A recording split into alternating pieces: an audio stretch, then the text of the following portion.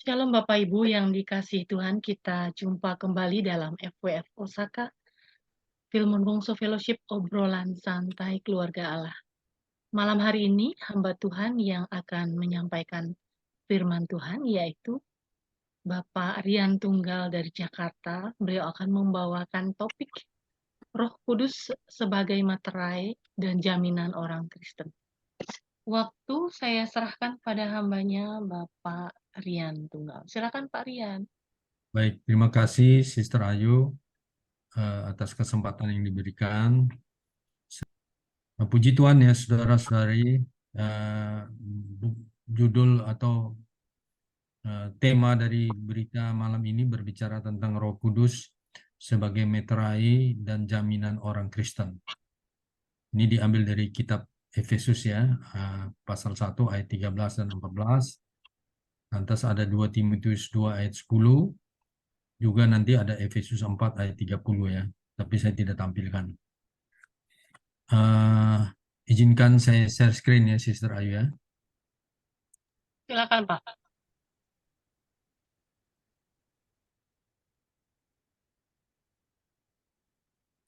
Nah, di sini saya buka di kitab Efesus ya.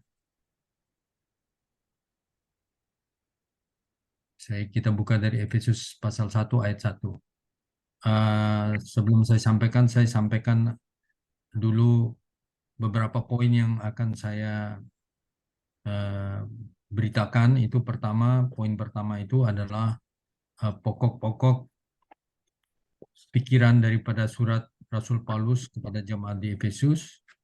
Itu isinya tentang apa? Itu poin pertama. Nah, poin kedua berbicara tentang hubungan Allah Tritunggal dengan gereja. Nah, poin ketiga berbicara tentang respon kita yang telah dimeteraikan atau dijamin dengan Roh Kudus itu menyembuh kehidupan orang Kristen yang bagaimana. Nah, 3 poin ini akan saya sampaikan secara bertahap ya, saudara-saudari ya. Tadi poin pertama, pendahuluan itu bagaimana pokok dari kitab surat Rasul Paulus kepada jemaat atau gereja di Efesus ya. Nah, ini poin pertama ya. Poin kedua berbicara tentang hubungan Allah Tritunggal dengan gereja atau dengan tubuh Kristus ya. Kemudian poin ketiga, respon kita sebagai orang Kristen yang sudah dimeteraikan dijamin oleh Allah. Bagaimana hidup kita? Saya mulai dari poin pertama ya. Di kitab Efesus itu pokok pikiran itu berbicara tentang gereja. Kita juga tahu bahwa Tuhan datang untuk membangun gereja ya. Rasul Paulus menulis terhadap gereja di Efesus ini berbicara tentang bagaimana gereja yang Tuhan dirikan itu menempuh hidup bagaimana.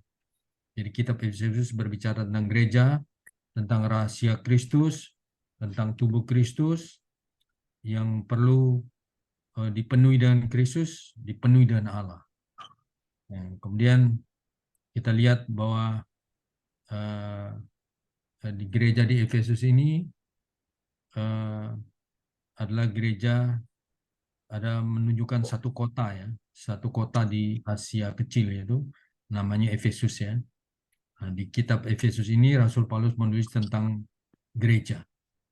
Nah, gereja yang diwahyukan dalam kitab Efesus ini ada 7 poin, boleh saya sampaikan ya. Jadi wahyu di dalam kitab Efesus tentang gereja ini pertama berbicara tentang tubuh Kristus. Tubuh Kristus yang perlu dipenuhi dengan Kristus. Setelah itu juga tubuh Kristus ini harus mengekspresikan Kristus yang ada di dalam kehidupan kaum berimannya. Nah, ini kita bisa baca di Efesus pasal 1 ayat 23 ya. Ada kita adalah tubuh Kristus. Juga kita bisa baca di Efesus 4 ayat 13 ya. Kita perlu mencapai kedewasaan iman dan kita bisa baca nanti kita bisa baca sendiri, tapi saya tidak bahas itu ya. Kemudian gereja poin pertama itu berbicara tentang tubuh Kristus. Poin kedua berbicara tentang manusia baru atau manusia korporat yang memiliki Zoe atau memiliki hayat Kristus di dalamnya. Dan manusia baru ini hidup sebagai manusia baru dengan Kristus sebagai pribadinya atau sebagai personanya ya. Kemudian poin ketiga, gereja itu wahyu di dalam kitab Efesus bicara tentang kerajaan Allah. Itu di mana di dalam kerajaan Allah itu ada orang-orang kudus yang memiliki hak-hak dan memikul tanggung jawab ya. Jadi dalam kerajaan Allah itu ada orang-orang yang kudus menjadi bagian dari kerajaan Allah. Kemudian yang keempat, gereja itu adalah keluarga Allah. Itu orang-orang yang sudah mendapatkan zoe itu, yang menjadi kenikmatan dia. Itu kita bisa baca di Efesus 2 ayat 19 ya. Kalau manusia baru kita baca di Efesus 2 ayat 15, di kerajaan Allah dan keluarga Allah di Efesus 2 ayat 19. Kemudian gereja itu ada tempat kediaman Allah. Kita bisa baca di Efesus 2 ayat 21 sampai 22. Dan yang keenam, gereja itu mempelai perempuan. Kita bisa baca di Efesus 5 ayat 24 sampai 25. Dan yang ketujuh, gereja itu adalah laskar Kristus atau pejuang korporat yang disiapkan Tuhan untuk mengalahkan musuh Allah, untuk menggenapkan tujuan kekal Allah. Itu kita bisa baca di Efesus pasal 6 ayat 11 sampai 12 ya. Nah, inilah wahyu tentang gereja yang ditulis oleh Rasul Paulus di kitab Efesus. Nah, poin kedua, sebelum saya lanjut di poin kedua, kita bisa baca di Efesus pasal 1 ayat 3. Kita baca ya, Efesus pasal 1 ayat 3. Mungkin Sister Ayu bisa baca.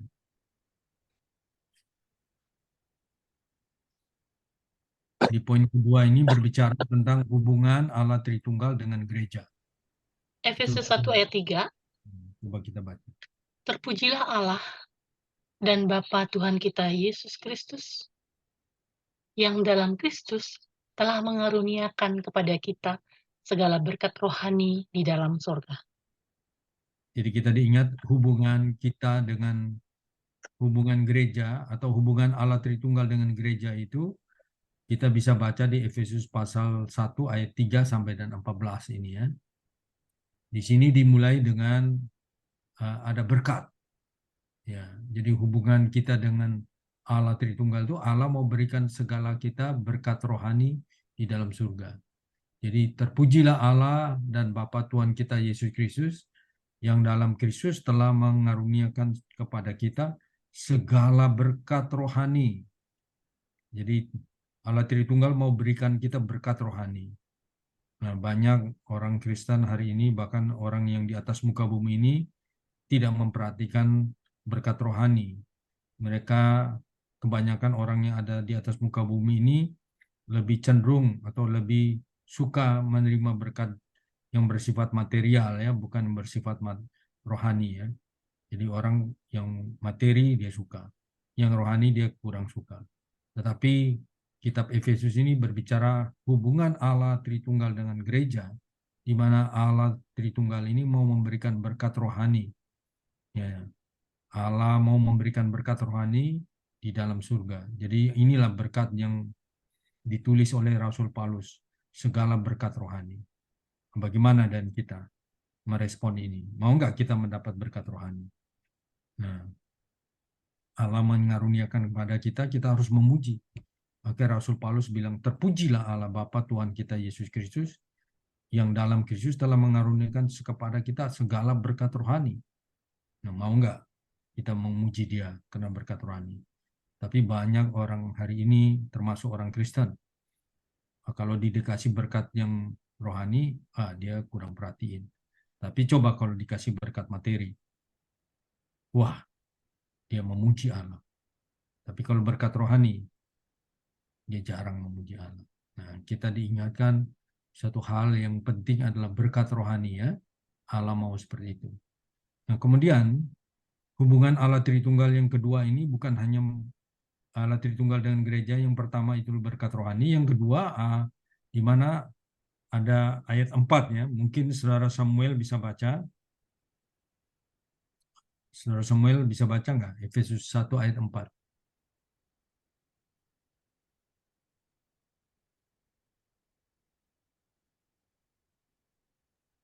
Kalau Saya tidak, bacakan, Pak.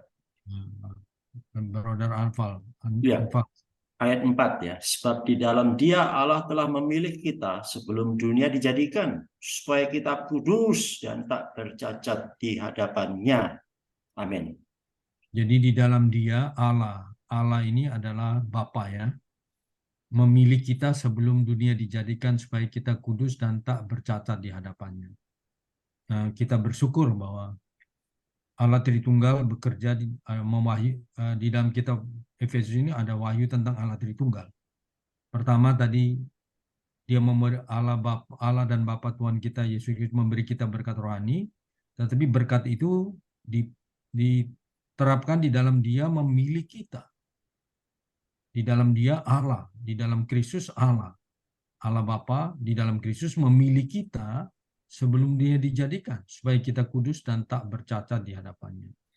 Jadi Allah Bapa memilih kita sebelum dunia dijadikan, tujuannya supaya kita kudus.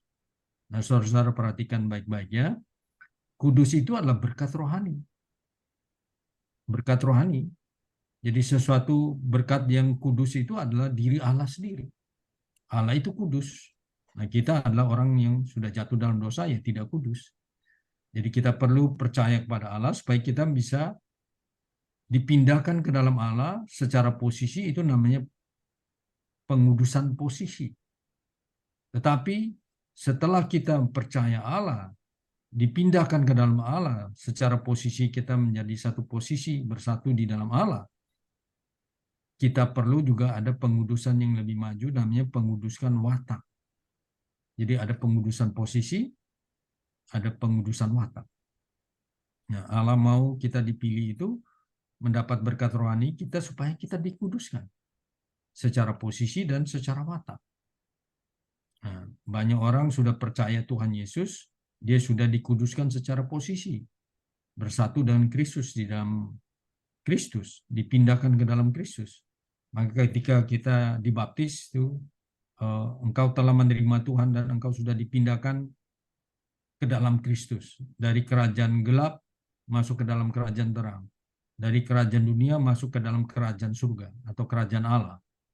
Artinya kita sudah dapat satu posisi bersama Kristus secara posisi. Tapi Tuhan mau kita dikuduskan juga dengan sifat-sifat Allah.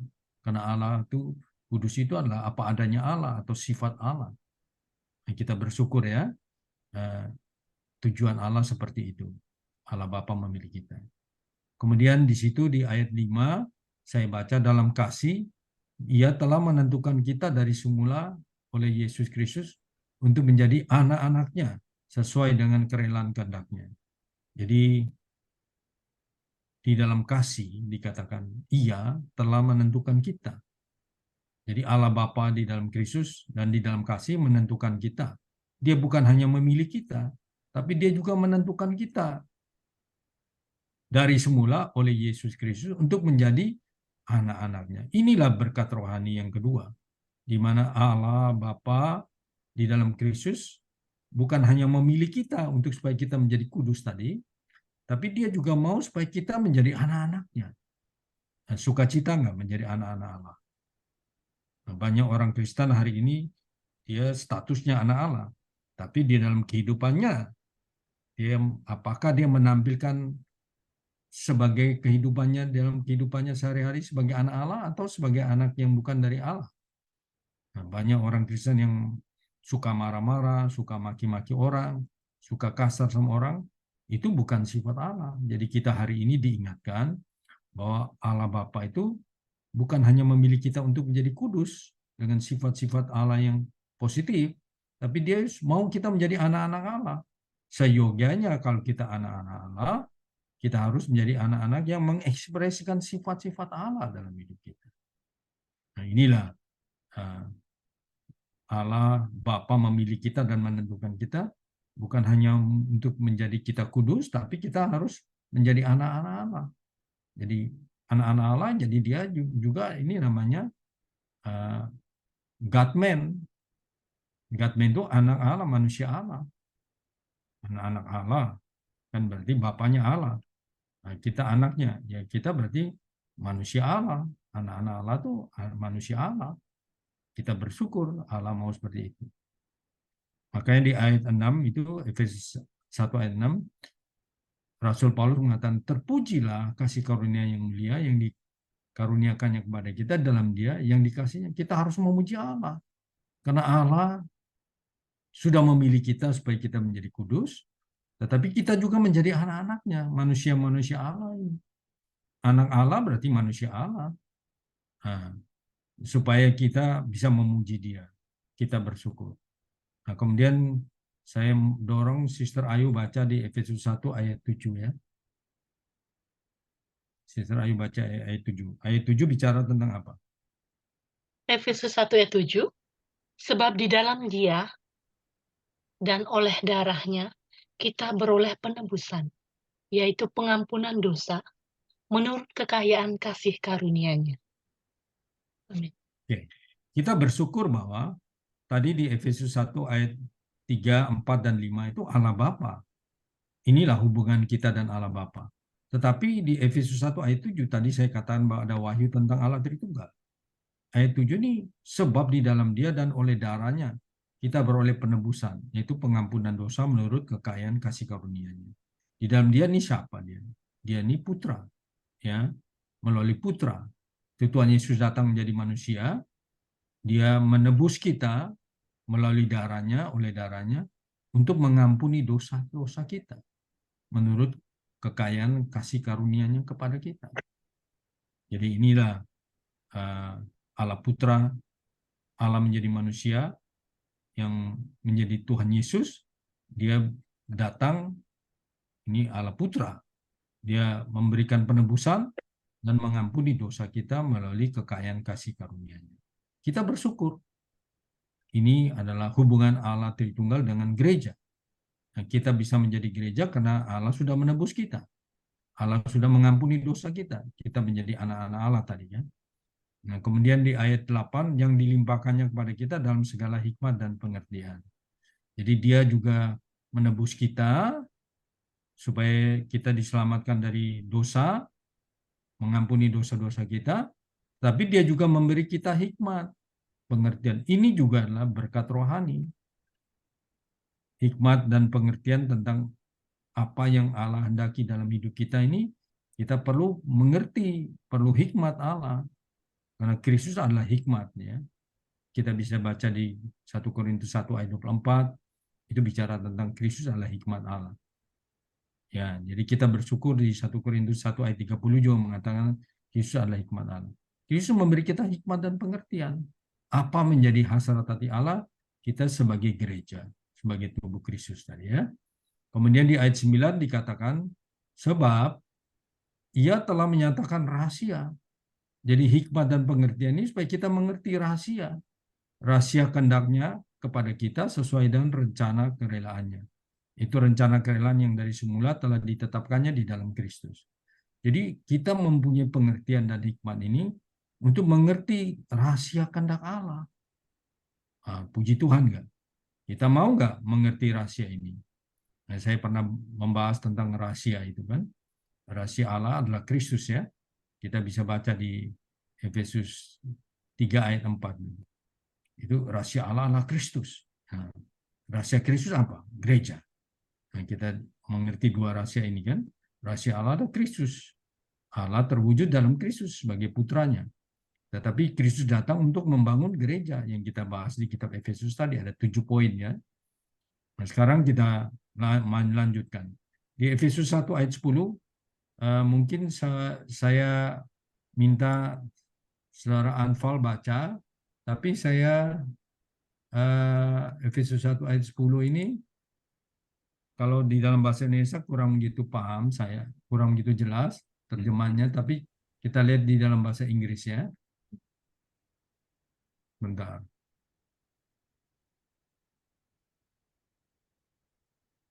Yang dalam bahasa Inggris, ini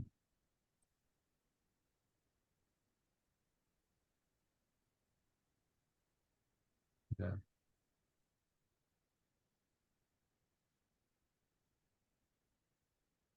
Saya buka yang dalam bahasa Inggrisnya, yang King James ya.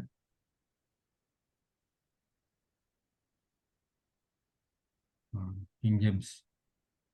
Coba Saudara Anpal baca di King James. Yeah. That in the dispensation of the fullness of times, he might gather together in one. All in one all thing Christ, in Christ, both which are in heaven and which are on earth, even in him. Oke. Jadi kalau di bahasa Indonesia itu kan kalau kita baca di bahasa Indonesianya kan di situ ditulis bahwa sebagai persiapan kegenapan waktu. Ya saudara-saudari ya. Tetapi di dalam bahasa Inggrisnya King James itu berbicara tentang the dispensation. Nah, dispensation itu apa makna dispensation? Dispensation itu Allah mau mendispensikan dirinya atau menyalurkan dirinya ke dalam kita. Ini juga berkat rohani tadi. Jadi Allah mau mendispensikan dirinya ke dalam kita. Ini kalau saya klik dia punya strong number-nya, di situ berbicara tentang ekonomi. Coba kita baca ya. G3622 itu berbicara tentang especially religious atau ekonomi atau dispensation atau stewardship.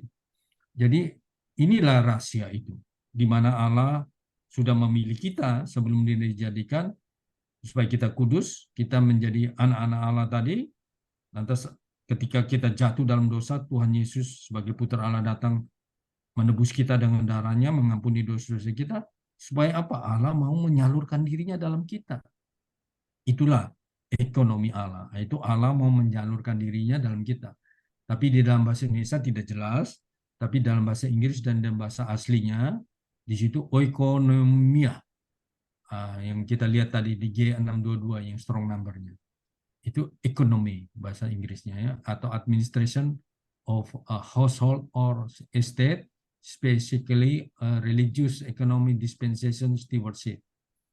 Jadi kita bersyukur bahwa ada berkat di mana di dalam rahasia hikmat dan pengertian tadi, Allah mau memberikan suatu rahasia itu di mana Allah mau tinggal di dalam kita, menyalurkan diri dalam kita. Nah, kita masih ingatnya kata dispenser. Dispenser itu kan sesuatu alat yang dibuat untuk menampung air, betul nggak? Jadi dispenser itu alat untuk menampung air. Nanti setelah air masuk dalam alat dispenser itu, alat itu bisa kita bisa ambil air dari alat dispenser itu.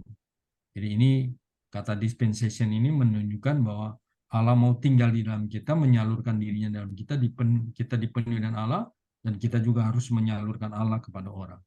Jadi artinya kita harus mengekspresikan Allah kepada orang dengan Allah yang sudah memenuhi kita itu. Caranya adalah kita mengekspresikan sifat-sifat Allah di dalam kehidupan kita. Allah tadi mau kita kudus secara posisi, tapi kudus juga secara watak. Jadi kita dipenuhi dengan Allah supaya kita bisa mengekspresikan sifat-sifat Allah dalam hidup kita. Itu maknanya. Nah, saya kembali kepada Alkitab ya, yang bahasa Indonesia. Jadi kurang lebih ini kita bisa, kalau membahas tentang ekonomi Allah ini panjang sekali. Jadi saya pikir kita kembali ke bahasa Indonesia aja ya. Bentar. Kita kembali ke bahasa Indonesia. Oke. Jadi ini persiapan kegenapan waktu ini diterjemahkan bahasa Indonesia, tapi bahasa Inggrisnya dispensation atau Allah mau menyalurkan dirinya dalam kita. Inilah berkat rohani. Supaya Allah mempersatukan kita di dalam Kristus sebagai kepala dari segala sesuatu. Jadi Kristus dan kita bersatu, dan Kristus menjadi kepala dari segala sesuatu. Baik yang di surga dan yang di bumi. Kita bersyukur ya. Inilah berkat rohani yang tadi dijanjikan di Efesus 1 ayat 3 ya. Nah, kita bersyukur. Nah, sekarang kita masuk di Efesus pasal 3, Efesus pasal 1 ayat 11. Ayat 13 ya, ayat 13 ya. Oke, saya Efesus pasal 1 ayat 13. Ini beritanya yang dikasih judul ini tentang ini ya. Ya. Kita mohon supaya siapa yang bisa baca bisa ambil kesempatan baca Efesus pasal 1 ayat 3. Nah, ya, saya baca. Di dalam 13. dia kamu juga, ya, karena kamu telah mendengar firman kebenaran, yaitu Injil keselamatanmu. Di dalam dia kamu juga ketika kamu percaya dimeteraikan dengan Roh Kudus yang dijanjikannya itu. Amin. Lanjut ayat 14. Dan Roh Kudus itu adalah jaminan bagi kita sampai kita memperoleh seluruhnya, yaitu penebusan yang menjadikan kita milik Allah untuk memuji kemuliaannya. Amin. Nah, kita bersyukur bahwa tadi kita udah bahas sampai di ayat 10 tadi, bahwa di awal-awal Allah mau beri kita berkat rohani, dan dia memilih kita supaya kita menjadi kudus, tak bercacat di hadapan Allah, supaya kita menjadi anak-anak Allah. Kemudian ketika manusia jatuh, Allah Putra datang menebus kita, tetapi setelah itu Allah hari ini yang kita baca yang di ayat 13 ini yaitu Roh Kudus. Jadi Allah Tritunggal ya. Tadi di Allah Bapa memilih kita sebelum dia dijadikan, menentukan kita sebagai Allah. Allah Putra datang menebus kita. Tetapi Allah Roh Kudus memeteraikan kita. Luar biasa enggak? Ini wahyu tentang Allah Tritunggal yang ada di dalam kitab Efesus. Di mana Roh Kudus itu dikatakan memeteraikan kita. Melalui apa? Di dalam dia, kamu juga karena kamu telah mendengar firman kebenaran, yaitu Injil, keselamatanmu. Di dalam dia, kamu juga ketika kamu percaya, dimeteraikan dengan Roh Kudus yang dijanjikan itu. Jadi kita sudah bahas tadi Allah Bapa, Allah Putra, dan saat ini kita membahas tentang Allah Roh Kudus. Yaitu Roh Kudus sendiri itu memeteraikan kita. Sukacita tidak, saudara-saudari. Dia juga bukan hanya memeteraikan kita. Di ayat 14, Roh Kudus itu juga adalah jaminan. Makanya judul berita yang saya sampaikan ke Sister Ayu itu, Roh Kudus sebagai meterai dan jaminan bagi orang Kristen. Orang Kristen itu adalah tubuh Kristus. Orang Kristen itu ya gereja. Orang Kristen tadi manusia baru. Dia juga mempelai perempuan. Dia juga menjadi laskar. Ada 7 aspek tadi gereja ya. Nah, sekarang kita mau bahas bagaimana makna daripada meterai ini, dimeteraikan ini. Nah, kita pelan-pelan ya, makna dimeteraikan oleh Roh Kudus yang di Efesus pasal 1 ayat 13 ini. Apa makna dimeteraikan? Makna dimeteraikan berarti kita diberi tanda. Sebagai anak-anak Allah, sebagai orang yang sudah percaya, sebagai tubuh Kristus, Allah memeteraikan kita tuh artinya kita diberi tanda. Ditanda dengan Roh Kudus sebagai meterai yang hidup. Kita telah ditentukan menjadi warisan Allah. Efesus 1 ayat 11 yang kita baca. Kita tadi tidak baca ya. Tetapi kalau kita baca Efesus 1 ayat 11, aku katakan di dalam Kristus, karena di dalam dialah kami mendapat bagian yang dijanjikan. Bagian yang dijanjikan ini adalah warisan Allah. Kami yang dari semula ditentukan untuk menerima bagian. Bagian apa itu? Dimeteraikan. Sesuai dengan maksud Allah yang di dalam segala sesuatu bekerja menurut keputusan kehendak-Nya. Jadi kita menerima meterai ini artinya kita ditandai oleh Allah, menjadi bagian dari Allah, mendapat warisan Allah. Kapan? Pada saat kita mendengar firman Tuhan sebagai firman kebenaran, kita mendapat keselamatan. Tadi saya dengar Brother Anfal berdoa ya, iman timbul karena pendengaran kan. Pendengaran akan firman Kristus, Roma 10 ayat 17 itu kalau nggak salah. Jadi ketika kita percaya kepada Tuhan, kita langsung mendapat meterai. Berarti kita ditandai menjadi milik Allah. Nah, jadi dimeteraikan tadi kita ditandai sebagai meterai hidup adalah Roh Kudus. Ya itulah yang kita bisa dapatkan sebagai bagian yang tadi Efesus 1 ayat 11. Tapi kita dimeteraikan Roh Kudus itu menandai dan menyatakan bahwa kita ini adalah milik Allah. Nah, milik Allah. Nah, Allah menandai kita menjadi milik Allah. Nah, contoh, misalnya ya, Itu kalau Efesus, di kota Efesus yang di Asia Kecil itu, di situ dia adalah kota pelabuhan ya. Di situ orang kalau membeli kayu ada di hutan di atas gunung, di gunung itu kayu-kayu dibeli lantas didorong lewat sungai ke kota pelabuhan untuk diolah menjadi perabotnya. Nah, kita diingatkan bahwa kayu-kayu dibeli itu, sang pembeli itu kalau waktu membeli kayu itu dia pasti menandai kayu itu. Ini saya sudah beli, dicap kayunya, pakai besi itu kalau nggak salah, dicap di situ. Nah itu kan contoh ya, supaya kayu itu setelah dibeli, dibiarkan berapa lama tuh nggak apa-apa, karena sudah ditandai kayu itu. Jadi pemilik kayu itu dia punya meterai, dengan besi itu dicap. Jadi nanti kalau kayu itu selama berbulan-bulan kemudian mau dipakai, dia bisa datang ke tempat yang dia beli kayu, dia oh ini saya sudah beli. Jadi dia ada tanda sebagai meterai. Nah, seperti juga contoh orang di daerah yang kayak di Sumba sana ya, orang punya ternak kerbau atau sapi ya, atau kuda ya, itu kan dilepas di padang itu. Nah supaya tidak tertukar atau tidak diambil orang, kuda itu distempel di bagian punggungnya itu distempel, dicap dan meterai itu. Itu artinya ditandai. Ini ilustrasi saja ya. Sehingga setelah diberi tanda, ternak itu juga tidak bisa diambil orang sembarang karena itu sudah punya hak milik.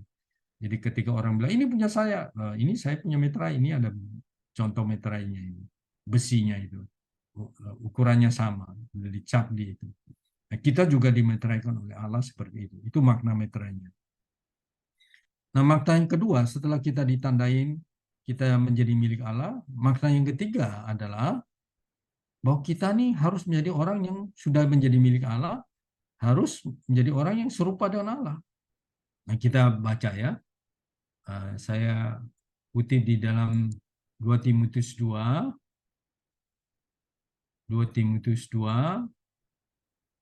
ayat 19. Mungkin Sister Ayu yang baca ya.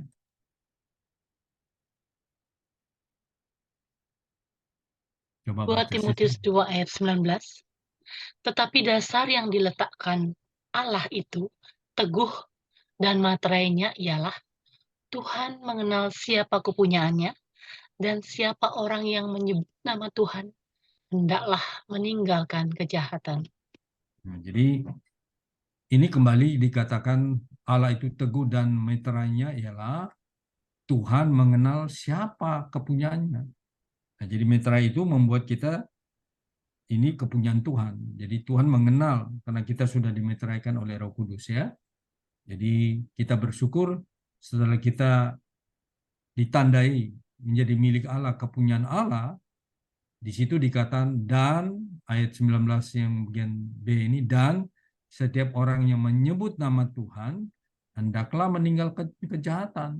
Nah, kita tahu bahwa Tuhan tidak suka dan kejahatan ya. Jadi dikatakan kalau orang yang sudah menjadi kepunyaan Allah, milik Allah, dia juga harus meninggalkan kejahatan. Artinya Tuhan tidak suka dan kejahatan. Nah, dia juga mau kita menjadi miliknya, juga meninggalkan kejahatan. Karena Tuhan tidak suka kejahatan, miliknya juga harus jauh dari kejahatan. Meninggalkan kejahatan. Tidak boleh melakukan kejahatan. Jadi artinya Tuhan mau supaya kita menjadi milik dia, tapi juga menjadi seperti dia. Seperti Allah yang tidak suka dengan kejahatan. Nah, jadi sudah menjadi milik Allah, mau nggak menjadi seperti Allah atau menjadi mirip Allah? Nah, waktu kita menjadi milik Allah cepat sekali ya, saudara-saudara ya. Waktu kita percaya Tuhan, dibaptis, kita langsung jadi milik Allah, dimeteraikan. Tetapi untuk menjadi mirip Allah, nah ini perlu waktu, perlu proses. Nah, coba, mau nggak menjadi orang yang menjadi milik Allah? Semua mau. Tapi mau nggak menjadi orang yang mirip Allah atau seperti Allah yang meninggalkan kejahatan? Belum tentu. Banyak dari kita masih suka melakukan hal-hal yang Tuhan tidak suka. Nah, coba kita lihat di kota-kota besar. Banyak orang pergi ke tempat-tempat yang maksiat ya. Main judi, banyak orang suka main judi di kota-kota besar. Banyak orang pergi ke tempat-tempat maksiat yang gelap-gelap. Di situ Allah tidak suka. Tapi manusia suka. Bahkan banyak orang Kristen yang melakukan itu. Artinya mereka untuk menjadi milik Allah sudah, tapi menjadi mirip Allah, seperti Allah yang meninggalkan kejahatan. Belum tentu.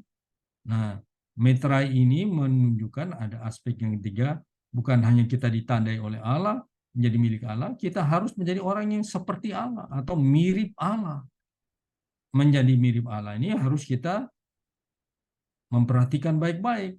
Apakah kita setiap hari mirip Allah hidup kita? Atau mirip si jahat, atau mirip si setan, atau mirip iblis. Nah, kita bisa tanya kepada diri sendiri kita setiap hari ya, apakah kita menjadi mirip Allah atau tidak? Padahal kita milik Allah. Untuk menjadi mirip Allah ini perlu kita diproses. Menjadikan orang yang menjadi orang Kristen yang hidup menurut Allah. Yaitu sehayat mendapat hayat Allah dan sifat-sifat Allah. Mau nggak kita memiliki Allah dan sifat-sifat Allah? Nah, belum tentu ya. Sudah menjadi milik Allah, tapi menjadi mirip Allah ini belum tentu. Nah, kita bersyukur bahwa 2 Timotius 2 ayat 19 ini mengatakan kita harus menjadi kepunyaannya, dan setiap orang yang menyebut nama Tuhan atau menjadi orang yang berseru kepada ya Aba, ya Aba, ya Bapa nama Tuhan, meninggalkan kejahatan, harus menjadi orang yang tidak suka dan kejahatan. Nah, apa yang kita lakukan hari-hari ini? Nah, yang Tuhan tidak suka malah kita suka. Yang Tuhan benci malah kita lakukan hari-hari. Nah, banyak orang suka berantem, bertengkar, mengkritik sana sini, iri hati, dengki, benci dan sebagainya, maki-maki orang. Itu adalah kehidupan menjadi anak Allah, mirip Allah atau tidak. Nah, siapa yang mau anaknya menjadi mirip penjahat? Kan tidak ada ya. Berarti Ko Freddy kan mau anaknya semua hidup baik-baik. Ko Freddy dia mau anaknya sifatnya seperti penjahat itu, atau perampok, atau pemain yang suka melakukan kejahatan. Semua kita mau supaya kita punya anak semua hidupnya baik. Nah, demikian juga Allah memeteraikan kita itu tujuannya itu. Bukan hanya kita ditandai menjadi milik Allah, tapi kita harus menjadi mirip Allah. Hidup seperti Allah. Nah, ini beban beritanya seperti itu ya. Nah, sekarang kita masuk di poin berikutnya. Bagaimana Allah menjamin kita. Nah, saya kembali ke kitab Efesus tadi ya. Efesus 1 ayat 14 tadi sudah dibaca oleh Brother Anfal ya. Kita sudah dimeteraikan oleh Roh Kudus, dan bagaimana Roh Kudus itu menjamin kita. Roh Kudus itu adalah jaminan bagian kita sampai kita memperoleh seluruhnya. Itu penebusan yang menjadikan kita milik Allah untuk memuji kemuliaannya. Makna daripada Roh Kudus sebagai jaminan kita itu adalah, pertama, kita dijamin itu artinya kita digaransi. Seperti orang jual produk ya, ada garansi ya, yaitu misalnya kita beli mobil, ada garansi berapa tahun, atau kita beli kulkas, ada garansi, yaitu, atau kita beli HP, ada garansi, atau kita beli televisi, ada garansi. Nah, Tuhan juga memberi garansi. Itulah jaminan, garansi. Nah, biasanya kalau kita beli tanah, nah, kita juga perlu DP ya. Itu juga seperti garansi bahwa tanah itu kita sudah ikat dengan garansi ini itu dengan membayar DP atau persekot. Nah, itu namanya juga jaminan, itu seperti persekot atau kita bayar di muka ya, DP. Nah, juga Allah memberikan DP atau garansi atau jaminan, itu memberikan rohnya untuk tinggal di dalam kita, untuk bersatu dengan kita, dan dia tidak pernah meninggalkan kita. Nanti kita bisa baca ya. Nah, kemudian jaminan ini juga punya makna bahwa kita sedang diberi kesempatan untuk mencicipi apa yang menjadi Allah yang menjadi roh itu sebagai kenikmatan kita. Kita cicipi dia, apa yang diberikan roh yang tinggal dalam kita, harus kita nikmati bersatu dengan dia. Kita juga harus belajar untuk mengekspresikan dia. Karena roh itu Allah Tritunggal yang telah melalui proses menjadi roh itu tinggal di dalam kita. Kita bisa baca di Efesus 3 nanti ya, ayat 17 ya. Oleh iman Kristus berdiam di dalam hatimu. 1 Korintus 3 ayat 16 juga mengatakan, tidak tahukah kamu bahwa kamu adalah bait Allah dan roh Allah diam di dalam kamu. Nah itu, roh Allah itu roh kudus itu. Tinggal di dalam kita itu sebagai pencicipan kita. Dia mau kita menikmati dia, supaya kita dipenuhi dengan dia. Nanti kita bisa baca di Efesus 3 ya, ayat 16. Saya buka aja ya, supaya kita baca. Efesus 3 ayat 16. Mungkin Saudara Anfal bisa baca ya, Efesus 3 ayat 16 sampai dengan 19. Coba. Saudara Anfal baca. Ya, Efesus 3 ayat 16 sampai 19 ya. 19. Baik. Aku berdoa supaya ia menurut kekayaan kemuliaannya menguatkan dan meneguhkan kamu oleh rohnya di dalam batinmu. Ayat 17. Sehingga oleh imanmu Kristus diam di dalam hatimu dan kamu berakar serta berdasar di dalam kasih. Ayat 18. Aku berdoa supaya kamu bersama-sama dengan segala orang kudus dapat memahami betapa lebarnya dan panjangnya dan tingginya dan di dalamnya kasih Kristus. 19. Dan dapat mengenal kasih itu sekalipun ia melampaui segala pengetahuan. Aku berdoa supaya kamu dipenuhi di dalam seluruh kepenuhan Allah. Lanjut 30. 20. Ya, bagi dialah yang dapat melakukan jauh lebih banyak daripada yang kita doakan atau pikirkan, seperti yang ternyata dari kuasa yang bekerja di dalam kita. Kita bersyukur ya. Ini adalah doa seorang Rasul Paulus. Dia berdoa Amin. supaya ia ini huruf besar yaitu roh itu, yang rohnya itu Allah Bapa ya, menurut kekayaan yang kemuliaan menguatkan dan meneguhkan kamu oleh rohnya, Roh Kudus tadi di dalam apa? Di dalam batin kita, bukan manusia luaran kita. Manusia batin kita nih yang harus diteguhkan oleh Roh Kudus. Tadi dia kasih meterai kita. Kita menjadi milik Allah, kita menjadi mirip Allah. Tapi dia mau kita dikuatkan oleh Roh Kudus itu. Mau nggak kita dikuatkan di dalam batin? Tapi banyak orang Kristen berlatih yang jasmani lebih kuat, yang batin ini tidak dikuatkan. Kita perlu menikmati dia supaya kita dikuatkan. Nah, dikatakan oleh imanmu Kristus diam di dalam hatimu. Kristus diam ini dia bertempat tinggal dalam hati kita. Dia sedang membangun kita. Nah, kediaman itu kan tempat tinggal ya. Nah, kita diam di rumah. Rumah itu kan bangunan. Tuhan sedang berdiam dalam kita. Kita juga adalah bangunan Allah. Kita bisa baca di 1 Korintus 3 itu, ayat 9. Kita ini bangunan Allah. Tapi saya nggak bahas ke situ, nanti terlalu panjang. Jadi Kristus diam dalam kita supaya kita berakar dan berdasar dalam kasih. Untuk apa Tuhan diam di dalam kita? Tuhan tinggal dalam kita, dia menjadi pemimpin kita. Dia yang mengatur kita. Supaya kita berdasar di dalam kasih, berakar dan berdasar dalam kasih. Untuk menyerap Kristus. Seperti pohon itu, kalau dia tidak akar, mana bisa menyerap sesuatu makanan unsur hara dari tanah itu. Kristus seperti tanah itu. Kita lah akar pohon itu yang menyerap dia. Supaya kita dipenuhi dan kasih. Dan Rasul Paulus berdoa supaya kita semua ini orang percaya itu, orang-orang kudus itu dapat memahami betapa lebar, panjang, tinggi, dan dalamnya kasih Kristus.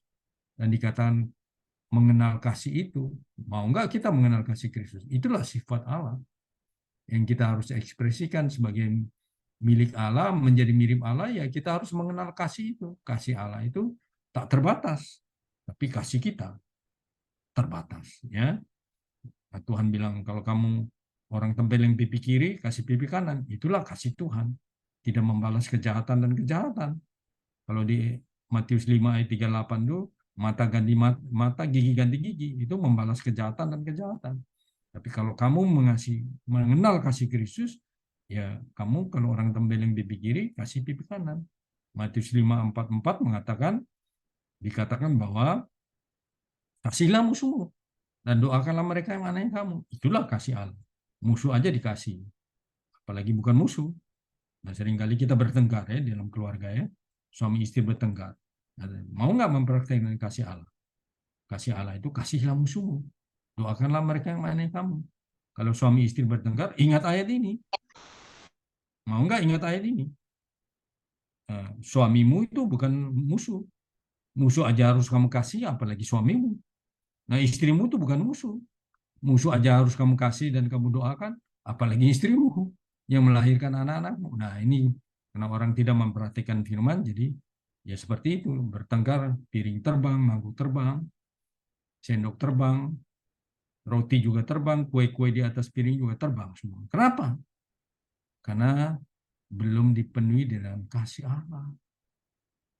Nah, ayat 19 itu mengatakan, dan mengenal kasih itu sekalipun melampaui segala pengetahuan, aku berdoa. Rasul Paulus berdoa supaya kamu dipenuhi di dalam seluruh kepenuhan Allah. Dipenuhi dalam seluruh kepenuhan Allah itu artinya dipenuhi dengan segala sifat Allah yang adalah kasih yang tak terbatas itu. Nah, doa Rasul Paulus dia bilang bagi dialah yang melakukan jauh lebih banyak dari apa yang kita doakan.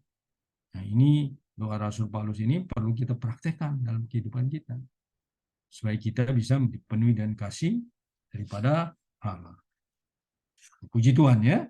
Jadi makna metrai, makna dijamin atau digaransi dipersekut itu supaya kita bertumbuh. Kalau kita bertumbuh nanti, tadi saya kembali ke Efesus 3 ya, Efesus 1 ya. Mohon izin, saya kembali ke Efesus 1 ayat 14 tadi itu, supaya apa? Supaya Roh Kudus jaminan bagian bagi kita sampai kita memperoleh seluruhnya. Itu penebusan yang menjadikan kita milik Allah. Penebusan apa? Penebusan tubuh. Nanti bisa baca sendiri penebusan tubuh, bisa baca. Oke, saya sambungkan aja ya. Penebusan tubuh itu di Roma 8 ayat 23. Ini pada saat kita ditransfigurasi ya. Roma 8 ayat 23. Juga ada di Filipi 3 ayat 21. Coba Sister Ayu baca Roma 8 ayat 23.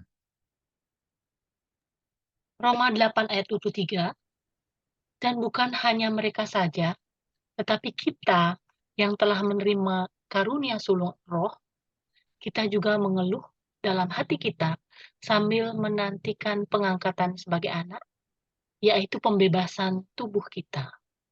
Nah, jadi pada saat Tuhan datang kembali, kita yang sudah meninggal dunia, itu akan Tuhan bangkitkan. Jadi tubuh kita diubah menjadi tubuh kemuliaan, itulah transfigurasi.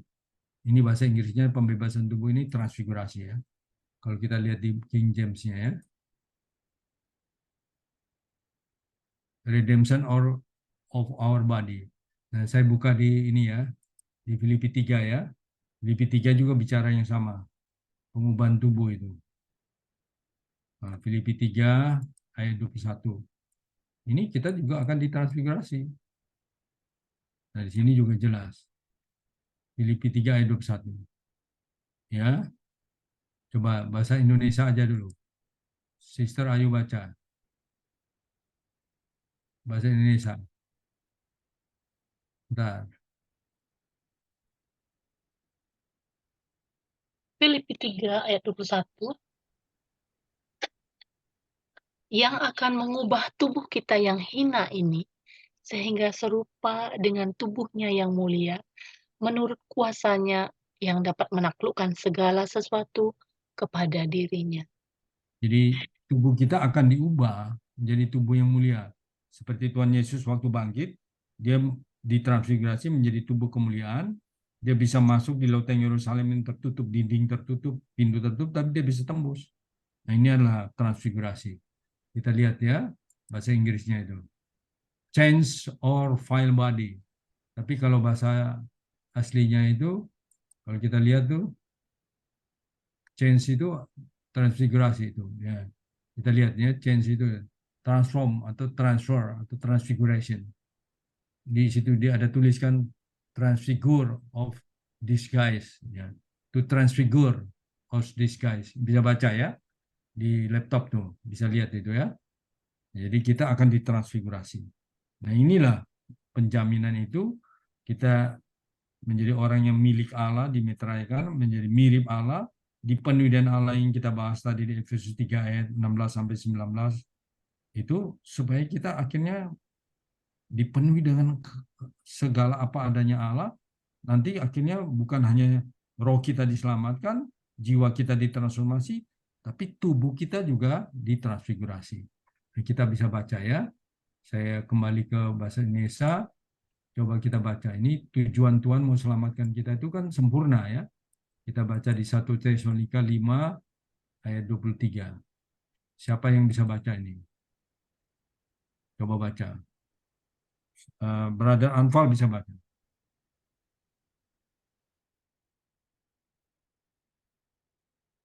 Satu Tesalonika 5 ayat 23. Satu Tesalonika 5 ayat 23. Semoga Allah damai sejahtera menguduskan kamu seluruhnya, dan semoga roh, jiwa, dan tubuhmu terpelihara sempurna dengan tidak bercacat pada kedatangan Yesus Kristus Tuhan kita. Jadi waktu Tuhan Yesus datang, itu dia mau supaya kita punya roh, jiwa, dan tubuh sudah terpelihara sempurna. Jadi bukan hanya selamatkan roh atau jiwanya saja, tapi seluruh roh, jiwa, dan tubuh ya. Kita bersyukur ya. Kalau dalam bahasa Inggris lebih jelas itu dikatakan ada spirit and soul and body. Tapi kalau bahasa Indonesia ada roh, jiwa, roh, jiwa. Tapi bahasa Inggrisnya whole spirit and soul and body. Jadi ada kata NN ini berarti kan ada 3 bagian manusia ini mau diselamatkan. Kita bersyukur bahwa Tuhan mau selamatkan kita seperti itu. Jadi kita dijamin. Nah, kita kembali ke Efesus ya. Kita kembali ke Efesus tadi ya. Kita sudah elaborasi tentang kita mau mengalami pencicipan, dijamin itu, dipersekot itu, tapi perlu bertumbuh sampai kita dipenuhi dengan Allah, dipenuhi dengan segala sifat Allah. Nah, sekarang kita bahas bagaimana kita setelah mendengar bahwa kita dimeteraikan, kita dijamin supaya menjadi milik Allah, menjadi mirip Allah seperti Allah, dan kita juga hanya seperti Allah di dalam hayatnya, di dalam sifatnya, tetapi bukan dalam kealahan ya. Kita menjadi seperti Allah tuh hanya di dalam zoe itu, juga di dalam sifat-sifatnya, tapi bukan dalam kedudukan kealahan. Yang Allah tuh disembah kan, kita tidak bisa disembah. Hanya Allah yang mampu kita, yang boleh kita sembah. Kita hanya mempunyai hayat Allah atau zoe itu sifat Allah, tapi kita bukan menjadi Allah. Tapi sifat-sifat Allah itu yang kita ekspresikan, jadi kita menjadi seperti Allah, anak-anak Allah. Tadi saya sudah kasih contoh. Mana ada orang tua mau anaknya sifat seperti penjahat? Nggak ada kan? Dia mau anaknya seperti sifat yang baik, sifat dari bapaknya. Nah, tidak mungkin kan kita mau anak kita seperti sifat yang jahat. Nggak ada. Allah juga mau seperti kita seperti itu. Nah, kita bersyukur ya. Sekarang setelah kita mendengar berita ini, bagaimana respon kita setelah dimeteraikan, dijamin? Nah, kita baca Efesus 4 ayat 30 ya. Saya cepat-cepat saja karena waktu ya. Nah, kita bersyukur. Efesus 4 ayat 30 kita baca ya. Atau siapa yang bisa baca silakan. Efesus 4 ayat 30 silakan baca. Efesus 4 ayat 30. Dan janganlah kamu mendukakan Roh Kudus Allah yang telah memeteraikan kamu menjelang hari penyelamatan. Nah, di sini Rasul Paulus mengingatkan kepada kita, janganlah kamu mendukakan Roh Kudus Allah. Nah, kita tahu bahwa Roh Kudus Allah ini telah memeteraikan kamu menjadi orang yang menjadi milik Allah, menjadi orang yang menempuh kehidupan seperti Allah dengan sifat-sifat Allah, tapi bukan dalam kedaulatan Allah ya, tapi kita punya hanya sifat, kita bukan punya kuasa Allah, tapi kita hanya mengekspresikan sifat Allah, berarti seperti yang Allah suka, bukan yang Allah tidak suka. Yang tadi dikatakan harus meninggalkan kejahatan 2 Timotius 2 ayat 19 itu. Nah, sudah saya bahas tadi ya. Nah, kita setelah dimeteraikan jangan mendukakan Roh Kudus Allah. Jadi kita mendengar berita ini setelah dimeteraikan, dijamin, kita tidak boleh membuat Roh Kudus Allah itu berduka. Nah, pertanyaannya, Roh Kudus itu bisa marah nggak? Roh Kudus itu tidak bisa marah, tapi dia hanya bisa berduka. Dia sedih, tapi dia tidak marah.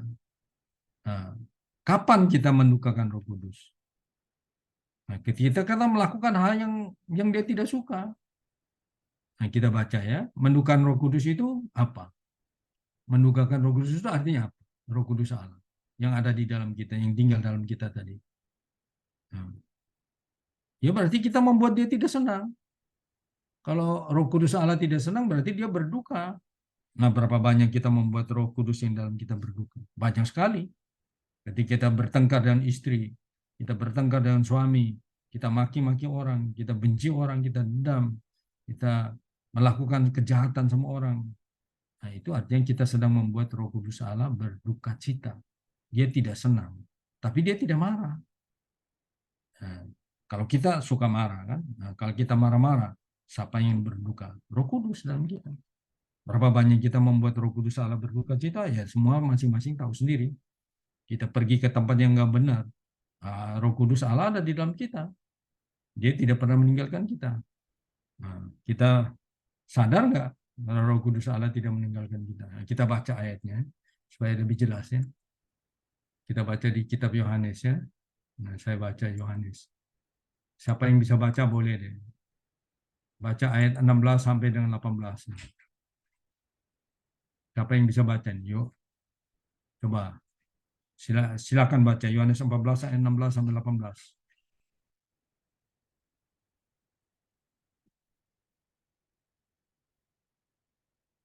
Sister Ayu mau baca boleh? Baik. Yohanes 14:16 sampai 18. Jika aku akan meminta kepada Bapa, dan Ia akan memberikan kepadamu seorang penolong yang lain, supaya Ia menyertai kamu selama-lamanya, yaitu Roh kebenaran. Dunia tidak dapat menerima Dia, sebab dunia tidak melihat Dia dan tidak mengenal Dia. Tapi kamu mengenal Dia, sebab Ia menyertai kamu dan akan diam di dalam kamu. 18. Aku tidak akan meninggalkan kamu sebagai yatim piatu. Aku datang kembali padamu.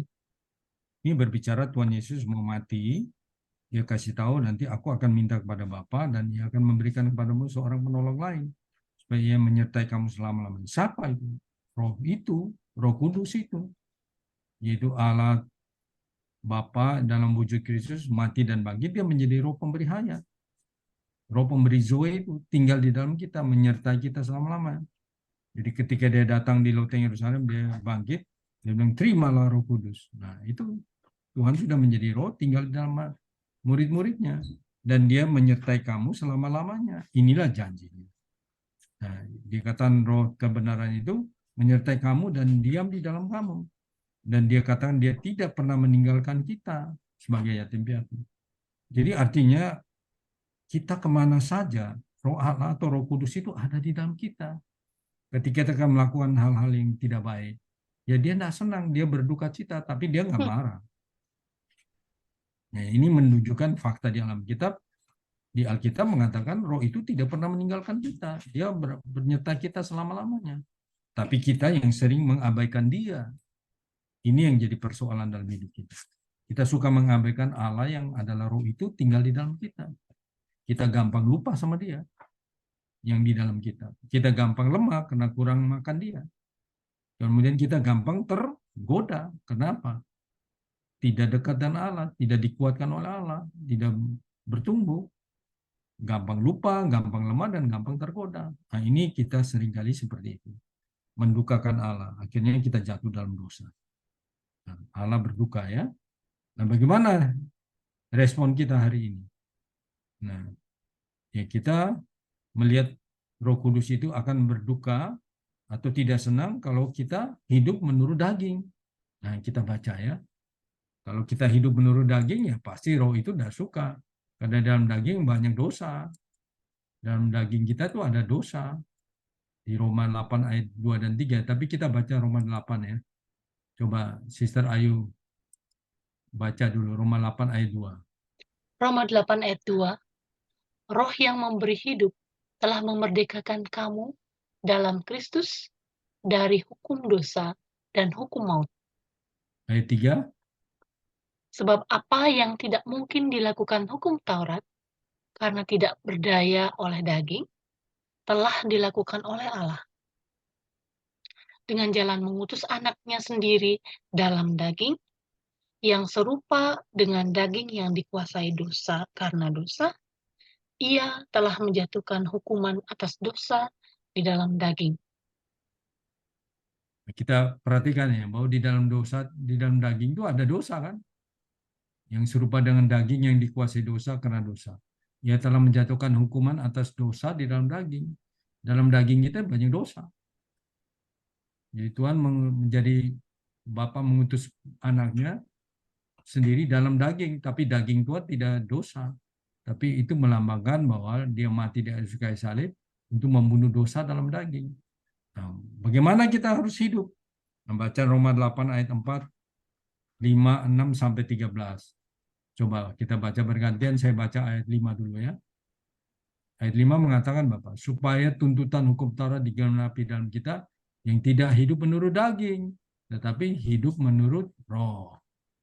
Nah, inilah kita harus dipimpin hidup menurut roh, bukan menurut daging. Menurut daging, daging kita suka dengan yang dosa, karena dalam daging kita banyak dosa. Nah, coba Sister Ayu baca ayat 6-nya. Ayat 6, karena keinginan daging adalah maut, tetapi keinginan roh adalah hidup dan damai sejahtera. Nah, kita bersyukur ya. Kalau kita hidup menurut keinginan daging, ya ujung-ujungnya maut. Dosa itu ujungnya maut. Roma 6 ayat 23. Upah dosa adalah maut kan. Dosa itu ujungnya maut. Tapi keinginan roh adalah hidup dan damai sejahtera. Nah, Roh Kudus dalam kita mau kita membuat dia bersuka cita. Bukan membuat dia duka cita, penuh dengan damai sejahtera, sukacita. Nah, baca lagi ayat 7 dan 8. Ayat 7, sebab keinginan daging adalah perseteruan terhadap Allah, karena ia tidak takluk kepada hukum Allah. Hal ini memang tidak mungkin baginya. Nah, jadi kalau kita hidup menurut keinginan daging, ya kita menjadi musuh Allah, perseteruan dan Allah. Karena dia tidak takluk kepada hukum Allah. Nah, hukum dosa ini kuat sekali ya. Nah, maka tadi di Roma 8 ayat 2 itu kan, roh yang memberi hidup telah memberikan kamu dalam Kristus dari hukum dosa dan hukum maut. Siapa? Roh Kudus itu yang memberikan kita. Nah, sekarang Sister Ayu baca lagi. Nah, ayat Ayat 8. ayat 8. Mereka yang hidup dalam daging tidak mungkin berkenan kepada Allah. Nah, jadi kalau kita mau berkenan kepada Allah, jangan hidup menurut daging. Atau dalam daging, hidup menurut roh. Nah, ini Alkitab menyatakan, bukan saya ya. Nah, baca lagi ayat 9. Ayat 9. Tetapi kamu tidak hidup dalam daging, melainkan dalam roh. Jika memang roh Allah diam di dalam kamu. Tetapi jika orang tidak memiliki roh Kristus, dia bukan milik Kristus. Nah, kita bersyukur tadi dikatakan bahwa meterai itu kita menjadi milik Tuhan ya. Makanya di sini konfirmasi di Roma 8 ayat 9 ini, kalau kita memiliki roh Kristus, yaitu roh kudus itu, yaitu Kristus sendiri, yaitu Allah Bapa, Allah Putra, dan Allah Roh itu jadi satu, ya kalau dia tidak memiliki roh kudus itu, dia bukan milik Kristus. Tapi kita sudah dimeteraikan tadi menjadi milik Allah, milik Kristus. Nah, menjadi milik harus menjadi orangnya juga mirip Kristus, hidup seperti Kristus. Nah, baca ayat, saya lanjutkan ya. Baca ayat 13, coba Sister Ayu baca. Sebab jika kamu hidup menurut daging, kamu akan mati. Tetapi jika oleh roh kamu mematikan perbuatan-perbuatan tubuhmu, kamu akan hidup. Amin. Jadi kalau kita hidup menurut daging, pasti kamu akan mati di kamu. Tapi jika oleh roh kamu mematikan perbuatan-perbuatan tubuhmu, kamu akan hidup. Inilah apa yang disampaikan oleh Rasul Paulus. Baca ayat 14. Ayat 14. Semua orang yang dipimpin Roh Allah adalah anak Allah. Ya, kita tadi sudah menjadi anak Allah kan di Efesus 1 ayat 5 kan. Kita ditentukan untuk menjadi anak Allah. Nah, anak-anak Allah itu harus dipimpin oleh Roh Allah, bukan oleh diri kita sendiri. Nah, ini Alkitab yang bilang. Nah, setelah kita mendengar firman Tuhan tentang dimeteraikan Roh Kudus menjadi meterai, sebagai meterai dan sebagai jaminan ini, bagaimana kita bekerja sama dengan Roh itu dalam hidup kita. Nah, bagaimana tadi kita sudah baca ya, banyaknya ayat-ayat yang memimpin kita ya, mau hidup menurut roh atau menurut daging itu pilihan kita. Nah, roh itu ada dalam kita, Roh Kudus yang memeteraikan kita, menjamin kita itu. Mari kita bekerja sama dengan Dia. Makanya untuk penutupnya, saya minta nanti siapa saja yang bisa baca di dalam Galatia ya. Nah, Galatia 5 ayat 16 dan 25 ya. Sister Ayu baca dulu ayat 16, nanti terakhir ayat 25. Ayat 16. Maksudku ialah, hiduplah oleh roh, maka kamu tidak akan menuruti keinginan daging. Jadi sekali lagi Rasul Paulus yang menulis kitab Galatia ya, dia bilang maksudku ialah hiduplah oleh roh, maka kamu tidak akan menuruti keinginan daging. Rohnya huruf besar, berarti Roh Kudus itu yang ada dalam kita. Nah, baca ayat 15. Ayat 15, ayat 17.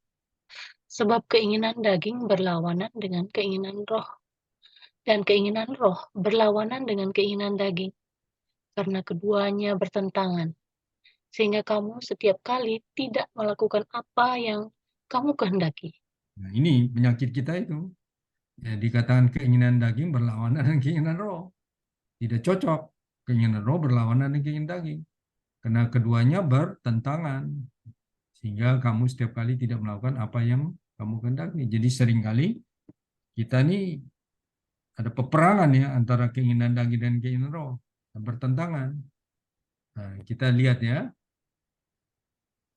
Baca ayat 18, Sister Ayu. Ayat 18.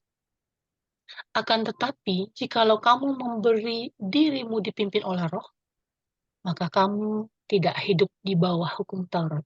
Jadi dipimpin oleh roh.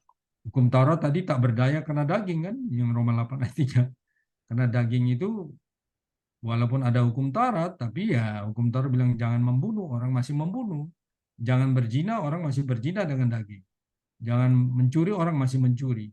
Banyak jangan-jangan itu ditulis di hukum Taurat, tapi walaupun ada hukum Taurat yang bilang jangan mencuri, jangan membunuh, jangan berzina, orang masih melakukan zina karena dia tak berdaya sama daging.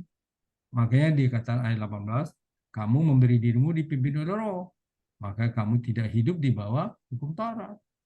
Hukum Taurat bilang jangan, tapi banyak orang berbuat dosa, melanggar hukum Taurat. Nah, coba baca ayat 19, Sister Ayu. Ayat 19. Perbuatan daging telah nyata, yaitu percabulan, kecemaran, hawa nafsu, penyembahan berhala, sihir, perseteruan, perselisihan, iri hati, amarah, kepentingan diri sendiri, percideraan, roh pemecah, kedengkian, kemabukan, pesta pora, dan sebagainya. Terhadap semuanya itu, kuperingatkan kamu, seperti yang telah kubuat dahulu, bahwa barang siapa melakukan hal-hal yang demikian, ia tidak akan mendapat bagian dalam kerajaan Allah. Kita lihat ya, ngeri nggak nih kalau kita hidup menurut daging. Nah, ada macam-macam ini. Ini percabulan, kecemaran, hawa nafsu, penyembahan berhala, sihir, perseteruan, perselisihan, iri hati, amarah, kepentingan diri sendiri, pencitraan roh pemecah, kedengkian, kemabukan, pesta pora, dan sebagainya. Wah, banyak sekali ya hidup menurut daging. Nah, ini membuat Roh Kudus tadi berduka cita. Kalau kita hidup seperti ini, jangan mendukakan Roh Kudus. Efesus 4 ayat 30. Kalau kita hidup menurut daging seperti ini. Nah, tetapi buah roh, Sister Ayu baca Galatia 5 ayat 22. Galatia 5 ayat 22. Tetapi buah roh ialah kasih, sukacita, damai sejahtera, kesabaran, kemurahan, kebaikan, kesetiaan, kelemah lembutan, penguasaan diri. Tidak ada hukum yang menentang hal-hal itu. Nah, kita bersyukur bahwa buah roh ini adalah sifat Allah. Kasih, yang tadi saya bilang kita harus menjadi mirip Allah itu dipenuhi dengan sifat Allah. Kasih, sukacita, damai sejahtera, kesabaran, kemurahan, kebaikan, kesetiaan, lemah lembutan, penguasaan diri. Ada 9 ini. Nah, ini sifat Allah banyak sekali, tapi semuanya positif. Maka yang dikatakan di ayat 24, barang siapa menjadi milik Kristus, ia telah menyalibkan daging dengan segala hawa nafsu dan keinginannya. Jadi kalau kita menjadi milik Kristus, Kristus sudah mati di kayu salib, kita juga harus punya pengalaman menyalibkan daging bersama Kristus secara subjektif untuk membunuh segala hal-hal kedagingan kita yang tadi di pasal Galatia 5 pasal 17 ya Galatia 5 19 20 21 tadi itu perbuatan daging itu seperti itu ya. Maka di ayat 25 Sister Ayu baca yang terakhir ini. Ayat 25. Jikalau kita hidup dalam roh, baiklah hidup kita juga dipimpin oleh roh. Mau nggak dipimpin oleh Roh Kudus itu yang di dalam kita? Ya, seringkali kita tidak mau dipimpin ya. Pakai opini kita, pakai konsepsi kita, pakai ego kita, pakai kedagingan kita. Ini bahaya. Nah, inilah kita dimeteraikan, kita dijamin supaya kita menjadi orang yang menjadi milik Allah, menjadi orang mengekspresikan sifat-sifat Allah dalam kita, dalam kehidupan kita. Jadi kita seperti Allah hidup di dunia ini mengekspresikan sifat Allah, sifat Bapaknya. Tuhan Yesus itu mengasihi orang. Kita sering benci orang, memusuhi orang. Nah, itu sifat siapa? Harus dipimpin oleh Roh, ya. Nah, inilah bahan beritanya ini mengingatkan kita menjadi milik Allah, kita menjadi harus mengekspresikan Allah seperti Allah Tuhan Yesus hidup di muka bumi mengekspresikan Bapaknya. Dia berbicara bukan menurut dia, tapi menurut Bapa berbicara dalam dia. Pekerjaan-pekerjaan dia melakukan menurut pekerjaan Allah, pekerjaan Bapa. Nah, kalau kita enggak, kita seperti siapa? Nah, makanya kita perlu melihat berita ini, meresponnya dengan hidup bersama Allah, harmonis dengan Allah secara vertikal, dan secara horizontal kita bisa mengasihi orang lain. Puji Tuhan. Ini yang bisa saya sampaikan. Saya stop share, mungkin ada yang mau bagi nikmat, dipersilakan. Ada yang dapat poin-poinnya mau berbagi, dipersilakan. Saya cukup sampai di sekian. Kalau ada kata-kata saya yang kurang tepat, saya mohon maaf, saya juga sedang belajar ya. Belajar mengekspresikan Allah dalam hidup saya. Ya karena kita semua sudah dimeteraikan, kita juga sudah dijamin, kita mau menjadi milik Allah, ya harus hidup seperti Allah. Puji Tuhan. Amin. Terima kasih, Tuhan Yesus memberkati.